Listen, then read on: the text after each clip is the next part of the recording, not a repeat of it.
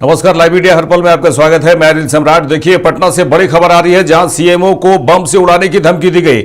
इस मामले में सचिवालय थाना में 2 अगस्त को ही सचिवालय थाना के थानेदार संजीव कुमार के बयान पर केस दर्ज कर दिया गया। पुलिस की बात करें तो सीएमओ के सरकारी मेल आईडी पर 16 जुलाई को ही मेल आया था, सीएमओ को बम से उड़ा दिया जाएगा, ये मेल आया था। इसे हल्के में लेने की कोशिश न कर रहे, जैसा कि मेल में लिखा गया है। मेल अलकायदा ग्रुप के नाम से भेजा गया है। सचिवालय थाने की पुलिस मामले की पूरी तरह से छानबीन कर रही है। पूरे मामले को लेकर संवाददाता संजय जुड़ चुके हैं। संजय, अगर बात करें तो किस तरह से ये मेल आया, सीएमओ को बम से उड़ा दिया जाएगा, इसको लेकर पुलिस किस तरह से अब कार्रवाई में जुट गई है? इस तरीके से पटना में हड़कंप मच गया है। मेल बम कह सकते हैं। मेल के जरिए अलकायदा एक बड़ा आतंकी संगठन है जिसने ये मेल किया है, और वो भी सीएमओ को मेल किया है, और सीधे तौर पर यह भी चेतावनी भी दे दी है कि इसे हल्के में ना लें। अलकायदा एक बड़ा संगठन है जो जम्मू कश्मीर में कई बार आतंकी हमले कर चुका है। कई सेना के जवानों को जो है मौत के घाट उतार दिया है। अभी हाल के ही दिनों में वैष्णो देवी में जब दर्शनार्थी जा रहे थे, उस पर भी हमला अलकायदा के आतंकी संगठन ने ही किया था, और वही अलकायदा संगठन जो है वो फिर से सीएमओ को बड़ा धमकी दिया है, और वो भी ठीक 15 अगस्त से पहले ये धमकी बड़ा मेल किया है। और कह सकते हैं कि कई राज्य और कई कह सकते हैं कि देश जो है वो रेड अलर्ट पर रहता है 15 अगस्त से पहले, क्योंकि देश में जो है इसको लेकर पूरी तरीके से रेड अलर्ट रहता है। और 15 अगस्त के ठीक पहले ये मेल आना कहीं ना कहीं संकेत आतंकी संगठन ने दे दिया है। उसके बाद से ही सुरक्षा बढ़ा दी गई है सीएमओ कार्यालय का, और सीएमओ मुख्यमंत्री आवास का, और मुख्यमंत्री के जो कार्यालय है सचिवालय, उस कार्यालय की सुरक्षा कड़ी कर दी गई है। चारों तरफ से सुरक्षा घेरे में रखा गया है, और सचिवालय में इस मामले को लेकर खुद थानेदार जो थाना अध्यक्ष है उन्होंने ही मामला अब दर्ज किया है, और दर्ज करने के बाद जो है पूरी तरीके से इसकी जांच शुरू हो गई है कि आखिर ये मेल कहां से आया। इसको लेकर सबसे बड़ा सवाल है, और अलकायदा संगठन ने ये जो आतंकी संगठन है उसने मेल किया है, और 15 अगस्त से पहले ये मेल कहीं ना कहीं बड़ा संकेत दे सकता है। कई बार ऐसी बार हो चुके, कई बार पटना में ऐसे भी हो चुके हैं कि बम से उड़ाने के लिए पटना एयरपोर्ट को धमकी मिला है, लेकिन अब जो है सीएमओ के कार्यालय और सीएमओ मुख्यमंत्री आवास को बम से उड़ाने की धमकी मिली है। तो कहीं ना कहीं अब जो है बिहार टारगेट पे है। याद होगा कि जब प्रधानमंत्री का हुंकार रैली था, जब प्रधानमंत्री पहली बार 2014 से पहले जब रैली करने के लिए पटना के गांधी मैदान में आए थे, तो इसी तरीके से जो है बम से उड़ाया गया था। जगह जगह पर बम फिट किए गए थे, और मानो बम फिट किए गए थे पटना के गांधी मैदान में, और यही पटना के जक्कनपुर स्टेशन पर मानो बम फिट करने के दौरान जो है ब्लास्ट कर गया था।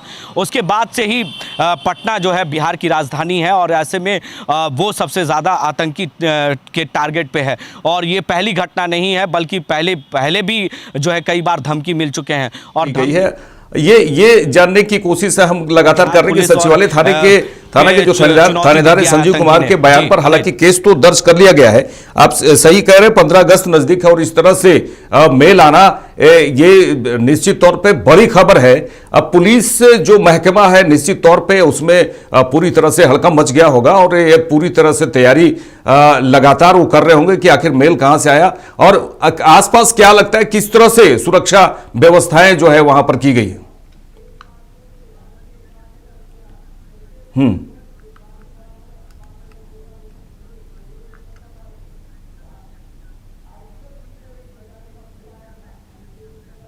जी, आने जाने वाली तमाम गाड़ियों को जांच की जा रही है, और जो आसपास वहां से गुजर रहे हैं उन पर पैनी नज़र भी रखी जा रही है।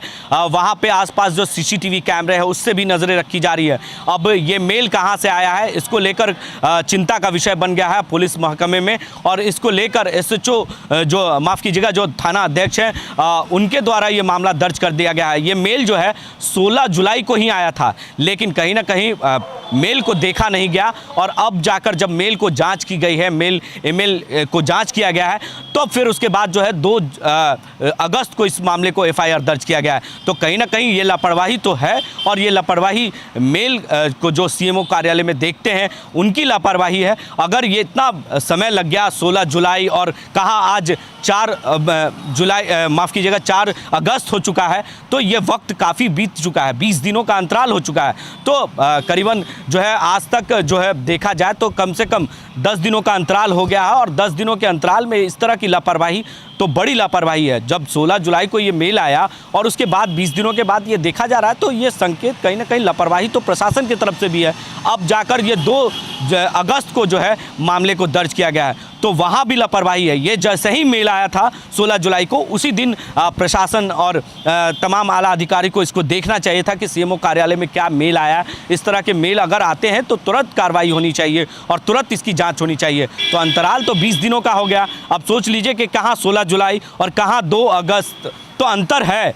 ये अंतर 20 दिनों का लगभग अंतराल है, जिसके वजह से इस तरह की लापरवाही दोनों तरफ से हुई है। और अलकायदा एक छोटी आतंकी संगठन नहीं है, एक बड़ा संगठन है आतंकी, जो जम्मू कश्मीर में कई बार आतंकी हमले हो चुके हैं और ऐसे दर्शनार्थियों पर भी हमले किए जा चुके हैं। तो इसे देखना होगा, इसे समझना होगा, और अलकायदा ने साफ चेतावनी भी दे दी है कि इसे हल्के में ना ले। यानी कहीं ना कहीं प्रशासन को हल्के में लेने की अब ज़रूरत नहीं है, इस पर कड़ी नज़र रखनी होगी और पूरी तरीके से जो मेल आया है उस पर कार्रवाई की ज़रूरत है। आखिर किसने किया?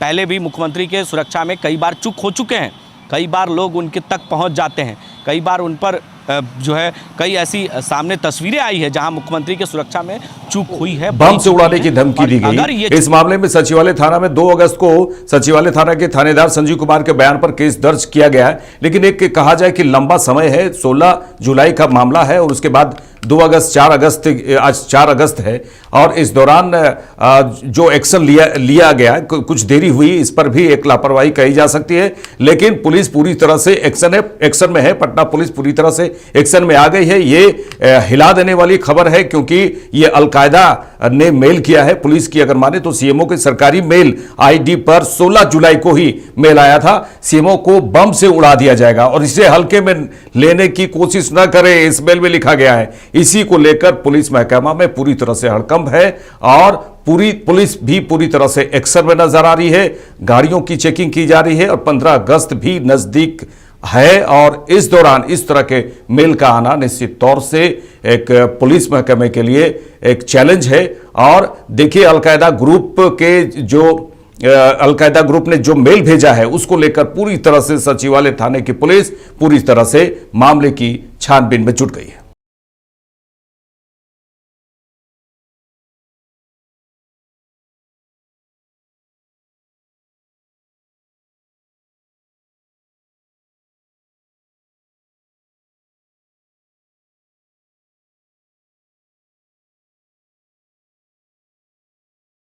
से अलकायदा एक आतंकी संगठन है और इस तरह से मेल का आना, किस तरह से लापरवाही की तो बात आप लगातार कह ही रहे हैं।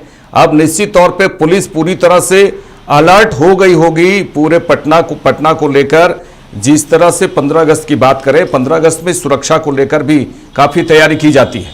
जी हाँ बिल्कुल, देखिए 15 अगस्त को लेकर तैयारी पूरी है और जगह जगह पर पुलिस फोर्स की तैनाती है और काफ़ी संख्या में पुलिस बल भी तैनात हैं। लेकिन उससे पहले ये संकेत आतंकी की तरफ से देना कहीं ना कहीं प्रशासन के लिए चुनौती है। और कई बार देखा जाए तो बिहार में आपराधिक घटनाएं लगातार बढ़ी है, अपराध जो है चरम सीमा पर है। बिहार की राजधानी पटना में भी कई घटनाएं हो चुकी हैं और आतंकी संगठन ने इस तरह के, अलकायदा ने बड़ी चेतावनी प्रशासन को दी है, पुलिस प्रशासन को चेतावनी दी है। तो कहीं ना कहीं इसे अलर्ट रहना होगा और ये बड़ी लापरवाही है। 16 जुलाई को ये मेल आया था, उसी वक्त प्रशासन को पूरी तरीके से जो है चुस्त दुरुस्त से एक्शन लेना चाहिए था, उसकी बात जो है जांच जुटना चाहिए था।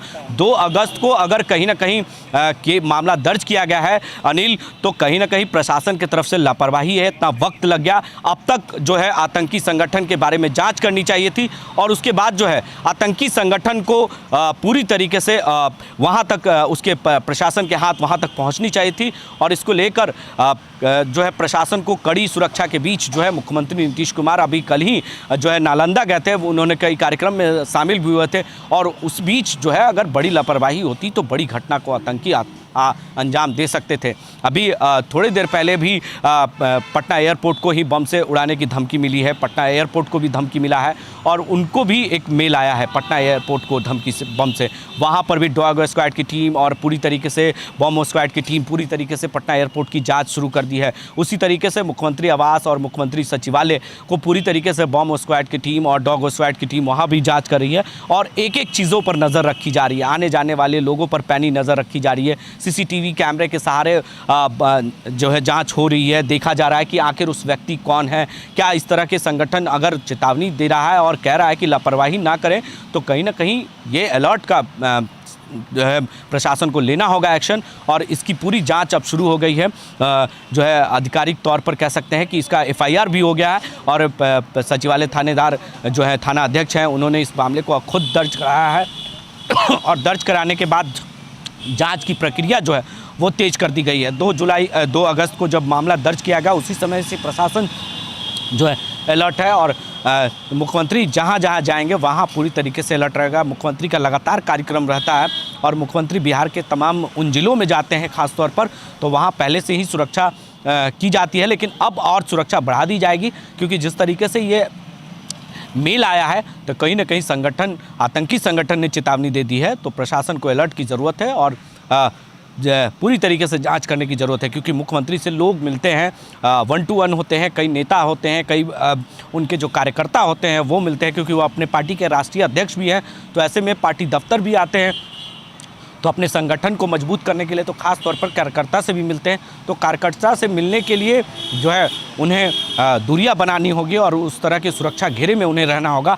तो सुरक्षा की एक चाक चौबंद व्यवस्था पूरी तरीके से प्रशासन को करनी होगी और बिहार पुलिस मुख्यालय यानी सरदार पटेल भवन, बिहार के डीजीपी को एक्शन लेनी होगी, पूरी तरीके से एडीजी को एक्शन लेनी होगी। अभी हाल में ही मुख्यमंत्री नीतीश कुमार ने लॉ एंड ऑर्डर को लेकर बड़ी बैठक की थी एक कन्या मार्ग में अपने आवास पर और जहाँ पर उन्होंने साफ निर्देश दिया था अधिकारियों को कि अपराधियों से कोई समझौता नहीं करेंगे, अपराधियों को लेकर कोई लापरवाही नहीं हो। बिहार में अपराध, लॉ एंड ऑर्डर पूरी तरीके से चुस्त दुरुस्त होनी चाहिए, जिसको लेकर मुख्यमंत्री ने पहले ही अधिकारी को चेतावनी दे चुके हैं। लेकिन फिर अगर इस तरह की मामले सामने आते हैं तो प्रशासन को इस मामले को लेकर पूरी तरीके से संज्ञान लेना होगा और कार्रवाई में जुट जानी होगी। तो ऐसे में प्रशासन अब पूरी तरीके से चुस्त दुरुस्त हो गई है और मुख्यमंत्री का बात है यानी बिहार के राज्य के मुखिया हैं और राज्य के मुखिया के ऊपर अगर इस तरह की धमकी देना ये कहीं से भी उचित नहीं है। और इतना बड़ा संगठन जो अलकायदा, जो लगातार आतंकी हमले करते हैं जम्मू कश्मीर में, और वो आतंकी संगठन इस तरह के बिहार के मुख्यमंत्री को चेतावनी दे रहा है और मुख्यमंत्री को कह रहा है कि बम से उड़ा देंगे, तो यानी कहीं ना कहीं इसको लेकर प्रशासन को जांच जिस तरह से रैली की गई थी और उसमें आतंकी घटनाएं हुई थी और उसका तार जो है रांची से भी जुड़ा था, झारखंड रांची से भी उसका तार जुड़ा था, कई आतंकी पकड़े गए थे।